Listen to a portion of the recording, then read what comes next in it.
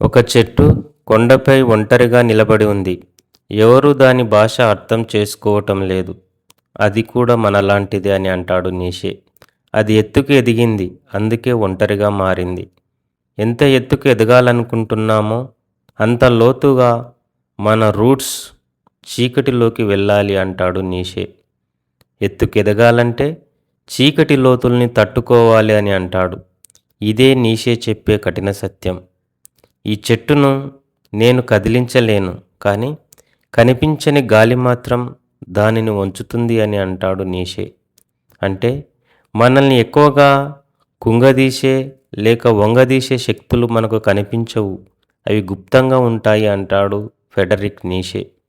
మనిషి కూడా ఈ చెట్టు లాంటి వాడే. మనలో భయం, కోరికలు, అసూయ, పాత అలవాట్లు ఇవి ఎవరికీ కనిపించవు, కానీ మనల్ని ఎక్కువగా ప్రభావితం చేస్తాయి అంటాడు నీషే. ఎత్తుకు చేరితే ఒంటరిగా మారుతున్నాను, నన్ను నేను ద్వేషిస్తున్నాను. ఇది చాలా నిజమైన దశ. ఎందుకంటే ఎదుగుదల అంటే పాత మనసును వదిలివేయడం. పాము తన కుబుసాన్ని ఎలా వదిలివేస్తుందో మనిషి కూడా పాత ఆలోచనలను వదిలివేయాలని అంటాడు నీషే. కొత్త స్థాయిలో మనల్ని అర్థం చేసుకునేవారు తక్కువ. అందుకే ఎత్తులో చలికాలం అంటే ఒంటరితనం ఉంటుంది అని అంటాడు నీషే.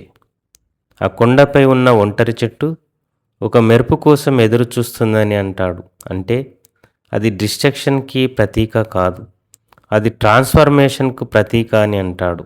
ఇంకా మనలో ఒక భాగం ఎదగాలని అనుకుంటుంది, మరో భాగం పాత అలవాట్లనే కొనసాగించాలని కోరుకుంటుంది. ఇదే నిజమైన యుద్ధం అని అంటాడు నీషే. ఎదుగుదల అంటే బాధ తప్పదు. ఎత్తుకు వెళ్తే ఒంటరితనం సహజం.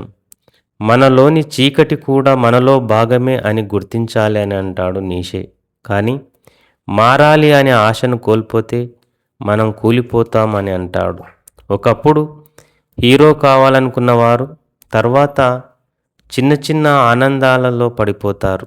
అప్పుడు వారి ఆత్మ ఎగరటం మానేసి పాకటం మొదలు పెడుతుంది అని అంటాడు ఫెడరిక్ నీషే. దయచేసి విను, నీ లోపల ఉన్న హీరోను వదలవద్దు. నీలో ఉన్న అత్యున్నత ఆశను పవిత్రంగా ఉంచు. ఎందుకు అంటే ఎత్తుకు ఎదగడం అంటే ఒంటరితనం తప్పదు, కానీ అక్కడే నీ నిజమైన రూపం పుడుతుంది. ఎత్తుకు ఎదగడం అనేది ప్రపంచాన్ని గెలవటం కాదు, నీ లోపల ఉన్న చీకటిని దాటడం అంటాడు నీషే. అక్కడే నువ్వు నిజంగా పుడతావు అని అంటాడు. ఇలాంటి డీప్ ఫిలాసఫీ మరియు సైకాలజీ కాన్సెప్ట్స్ కావాలంటే ఈ ఛానల్ సబ్స్క్రైబ్ చేయండి. Thank you. నమస్తే.